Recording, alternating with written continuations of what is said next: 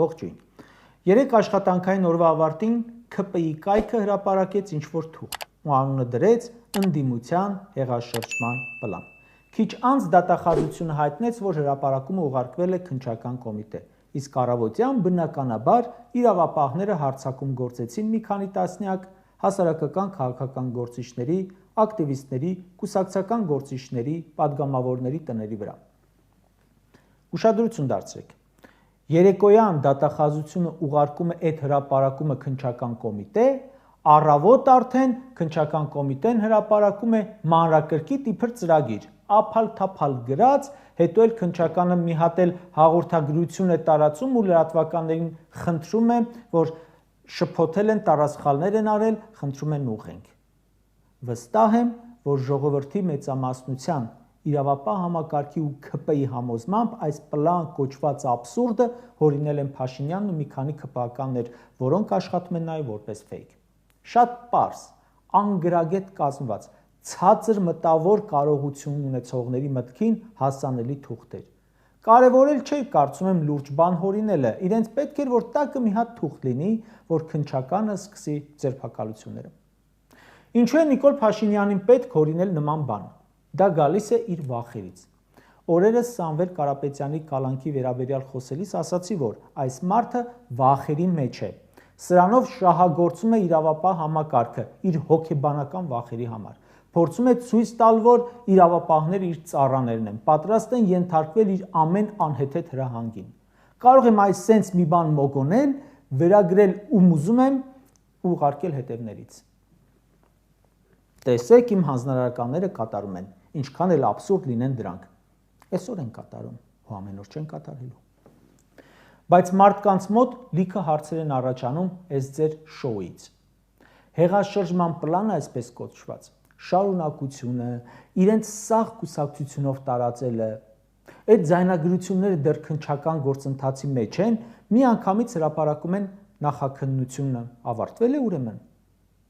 Բոլորին հարցաքննել են, որ հրապարակում են։ Մի հոգու բռնում եք, ասում եք նախաքննական գաղտնիք է, չեն կարող մանրամասնել, փաստաբանների իրավունք չունեն տեղեկություն տալ։ Իսկ այս պարագայում քննչական կոմիտեն, վարչապետ, ազգային ժողովի նախագահը չգիտես որտեղից հրապարակում են նյութեր։ Սա միանգամից վստահություն է առաջացնում, որ սա պլանավորած, կազմած, կարած շոու է, հատուկ քաղաքական նպատակով։ Կամ տեսանյութը հրապարակում են։ Մեջը որսորդական զենքեր են, շշեր են, ինչ որ կողքը թղթեր են դրված, որ ասում են այդ որսորդական հրացանների թույլտվություններն են։ Ցանկացած մարդուտուն կարող է թույլտվության որսորդական հրացան լինի, գնացեք սարքեք տերորիստ։ Շատ մեծ կասկած կա ձայնագրությունները Բաքրատ Սրբազանի եւ այլոց հետ, ոնց է արվել, ով է արել, արդյոք փորձաքննությամբ հաստատված է, որ դա արհեստական բանականությամբ սարքած չէ, լավ մոնտաժած չէ, դեսից դենից կտրած բերած չէ։ Չէ՞ որ այս իշխանության հրապարակածների ու ասածների հետ կապված խորը կասկածներ ունենք արդեն երկար տարիներ։ Այս մարդիկ ինչ ասել են, հրապարակել են, պարզվել է, որ ոչ թե կիսատ պրատ, այլ լրիվ սուտեր։ Հիմա հասարակությունը ինչու պետք է վստահության վերաբերի այդ ձայնագրություններին, տեսագրություններին։ Կարծում եմ պետք է ավելի շատ, ավելի շուտ թերահավատորեն վերաբերի։ Շատ խնդալու է թուղթը, այսպես կոչված նախարարների ու կառավարության կաբինետի, չգիտես ինչի, սոցիալնախարարի անունը գրված է, բայց ներքին գործերինը գրված չէ, այն դեպքում, որ դա ցանկացած հեղաշրջման պարագայում շատ կարևոր պաշտոններից է, առանցքային թե ով է ստանձնում եւ փորձում առած հեղաշրջումը պահպանել։ Այսինքն անգամ դիլետանտի մոտեցումներով հեղաշրջման մասով լիքը կասկածներ է առաջացնում իրենց հրապարակածները։ Իսկ այն, որ նրանք կարող են մասնավոր զրույցներում ինչ-որ բաներ խոսել, Ժողովուրդ ջան, դա ամենախնդալուն է։ Բացեք ձեր Facebook-յան էջերը ու տակը տեսեք մարդիկ ինչ ասես գրում են։ Կոչեր են անում, ամոթանք են տալիս, որ հեղաշրջում չեն կարողանում անել, անիծում են, որ ձեզ ուժով չեն հեռացնում, որ այսքան մնացել եք։ Նիկոլ Փաշինյանի ու ՔՊԱ-կանների ցանկացած գրառումների տակ այդպիսի մեկնաբանություններ են։ Դուք այսքան աղետ եք բերել ժողովրդի գլխին, չեք գնում ինքնակամ, ասում եք, այս ամեն ինչը հաղթական է, սա ճիշտ է, բա ինչ ռեակցիա եք ուզում, որ ժողովրդի մոտ առաջանա։ Եթե դու օրինական ու նորմալ process-ը չես կարողանում գնահատել, չես կարողանում վեր կանգնել քո անձնական վախերից ու շահերից ու գործել այնպես, ինչպես քեզնից սպասում եւ պահանջում է հանրությունը, այսպիսի ռեակցիաներ են առաջանում, որը դուք ամեն օր եք տեսնում։ Այս ձերբակալումների, սպասվող կալանքների նպատակը կարծում եմ բոլորովին ընդդիմությանը վախեցնելը չէ։ Նիկոլը չգիտի, որ չի կարող խեղճացնել ընդդիմությանը սրանով։ Ընդհակառակը մոտիվացնելու է մարդկանց։ Հիմա դա այնքան ցածր վարկանիշ ունի, որ քանի հոգու էլ ձերբակալի ու ինչ ուղեկցող տեքստեր էլ գրի իր Facebook-ում, դրանով չի խեղճացնի։ Բաքրատ Սրբազանին պետք է ձերբակալման վախեցնեն, թե Արա Ռոստոմյանին։ Ռոստոմյանի հետ կատարվածը հատկապես ուզում եմ շեշտել։ Պատերազմում անմահացած Հակոբ Ռոստոմյանի հայրն է։ Հորը ձերբակալել է, քանի որ չի հաշտվում նրա հետ, որ իր որդուն Նիկոլ Փաշինյանը զոհ է տվել հանուն ոչնչի։ Նիկոլն ասել է. «Քո որդին կարող էր չզոհվել, բայց տարազոհեցի, որ ինձ չասեն դավաճան։ Հիմա այդ մարդու տունը խուզարկել են։ Բան չեն գտել, բայց տարել են»։ Բաքրատ Սրբազանի տանից ինչ որ արտղերով թղթեր են տարել։ Օրերս գիրք էր հրապարակել։ Երևի դրա սևագրերն են։ Տողատակերում հեղաշրջման պլանման կգան։ Մարդիկ իշխանափոխության պահանջի մասին վաղուց են խոսում, վաղուց են ձեր հեռացումը պահանջում ու պահանջում են ոչ թե գաղտնի պլաններով, այլ բացահայտ, ուղիղ եթերներով, արդեն մի քանի տարի են պահանջում։ Դուք գնացել եք այն մարդկանց տները, ովքեր առավոտից իրիկուն ելույթներով ձեր հրաժարականն են պահանջում, ու դա ներկայացնում եք հեղաշրջման պլան, ու շատ խնդալու է, որ հրապարակել են մի պլան ու ձերբակալել են մի բանի համար, որը ըստ իրենց պետք է տեղի ունեցած լիներ 2024 թվականին։ Ում էր ուղղված Նիկոլեն սարքած պլանը։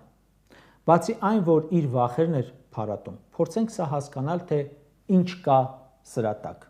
ինչ կարող է ուրիշ լինել։ Միանգամից ասեմ, որ ժողովրդին ուղղված չէր։ Նորից եմ ասում, հենց Նիկոլի էջում հրապարակած այդ պլանի տակ ու բազմաթիվ էջերում մարդիկ գրում էին Երանի քեզանից ազատվելու պլան լիներ։ Ամեն օր է մեծանում մարդկանց թիվը, ովքեր պահանջում են քո հեռացումը։ 2018 թվականի հոկտեմբերին մի հատ այդպիսի տրյուկ արեցիր, թե բա իշխանությունը ժողովրդի ձեռքից ուզում են խլել, եկեք փրկենք։ Հազարավոր մարդիկ եկան շրջափակեցիր նրանցով ազգային ժողովի շենքը։ Հիմա քո կոչով մի ավտոբուս մարդ չի հավաքվի։ Գյուղացին, որ նախորդ տարի ծիրան էր մթերել 400 դրամով, դրանից մի տարի առաջ 350 դրամով, այսօր 100 դրամով, որովհետև սաղ պետությունների հետ թարսվել ես ու չեն կարողանում մթերել։ Այդ գյուղացին երեք հարցնում է լավ, երբ ենք սրանից պրծնելու, որ ես իմ չարչարանքից օգուտ ստանամ։ Այն ծնողը, որի երեխան ընդամենը մի քանի օրից պետք է բանակ գնա, մտել է Facebook-ում գրում է, երբ ենք ազատվելու այս չարորակ ուռուցքից, որ տղայիս հանգիստ խղճով բանակ ճանապարհեմ։ Մարդիկ երեք տեսնում էին, որ մարդուկին քննարկում էիք քո սեռական օրգանները ցուցադրելու հարցը, ու այդ մարդիկ վաղուց են պահանջում, որ դուք որպես ոչ կոմպետենտ, խայտառակ իշխանավորներ հեռանաք։ Ու Հայաստանի քաղաքացին, հայ ժողովուրդը չնչին բացառություններով բնավ չի անհանգստանա նրանից, որ դու հնարավոր է կորցնես իշխանությունը։ Այսօր Հայաստանի քաղաքացու երազանքը այն է, որ դու ավարտես քո իշխանական գործունեությունը եւ ոչ թե վերադառնաս ընդդիմադիր կյանք, այլ բանտային։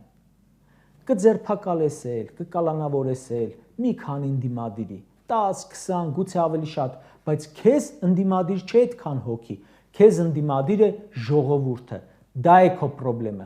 դա է քո վախերի պատճառը, ու դրանից դու չես ազատվի։ Դու գիտես, որ ժողովրդի մոտ չունես աջակցություն, դրա համար էլ ուրիշ տեղ ես փնտրում այն։ Թե ում են ուղղված այս ռեպրեսիաները, ճիշտ գնահատելու համար պետք է նաև ժամանակը հասկանալ, ինչու այս գծած պլանը սկսեց Թուրքիա այցից անմիջապես առաջ ու թափ հավաքեց Թուրքիա այդ այցից անմիջապես հետո։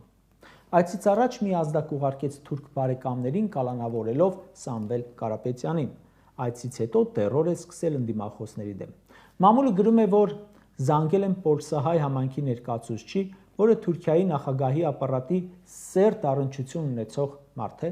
ասել է. Թուրքիայում ապշած են մնացել Փաշինյանի պահվածքից։ ոչ մի հարցում Նիկոլը չի փորձել հակադրվել։ Ինչ ասել է Էրդողանը, համաձայնել է։ Անգամ ինքն է առաջարկել բաներ, որ Էրդողանի մտքով չէր անցել։ Սկսած զինանշանի վրայից Արարատը հանելուց, մինչև ռուսական ռազմաբազաների հանում, ցեղասպանության ճանաչման հարցից հրաժարում։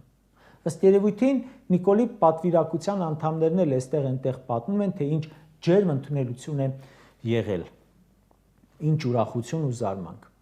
Ու Թուրքիայից վերադառնալուց հետո շարունակում է այն, ինչ սկսել էր հունիսի 18-ին Սամվել Կարապետյանի վրա գրոհով։ Կրկնում եմ, Հայաստանի պետականության գնով, անկախության ու ինքնիշխանության գնով, մեր պատմական անցյալի պահանջատիրության գնով նա Թուրքիայում փորձել է լուծել իր քաղաքական երկարակեցության հարցը։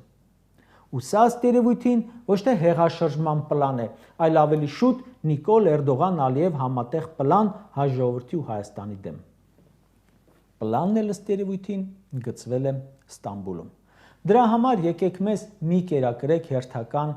ստախառը տեսարաններով, որը հեսա հերքելու են, որը լիքը հարցեր է առաջացնելու, ոչ մի հարցի չեք պատասխանելու, ընդամենը անընդհատ գոռալու եք հեղաշրջում, հեղաշրջում։ Հեղաշրջումը դուք եք արել 2018-ին։ Մի լոզունգով եկել եք, հիմա ունենք լրիվ հակառակ պատկերը։ 2021 թվին լրիվ ուրիշ լոզունգով վերարտադրվեցիք, հիմա լրիվ ուրիշ պատկեր է։ Դա է հեղաշրջումը, որ վստահություն է ստանում լրիվ ուրիշ ծրագրի համար, անում ես ուրիշ բան։ Բա ինչի համար են ասում դավաճան։ Դա է հեղաշրջումը։ Կարճ ասած, հորինել պլան, մեղադրանք ու մարդկանց տանել բանտեր, դրանով իշխանությունը վերջին ջանքերն է թափում ինքնապահպանման համար։ Սա նման է ծովում խեղդվողի անկանոն շարժումներին։ Նրա ամեն մի քայլ իր դիրքերը ել ավելի է թուլացնում։ Նիկոլ Փաշինյանի այս անկանոն քայլերի արդյունքում այն մարդիկ, որոնք անտարբեր էին ու հեռու էին քաղաքական գործընթացներից, սկսում են հակակրել իշխանությանը։ Իրավիճակը հերթական անգամ ցույց է տալիս, որ այս իշխանությունը վերարտադրելու շանս ուղղակի չունի։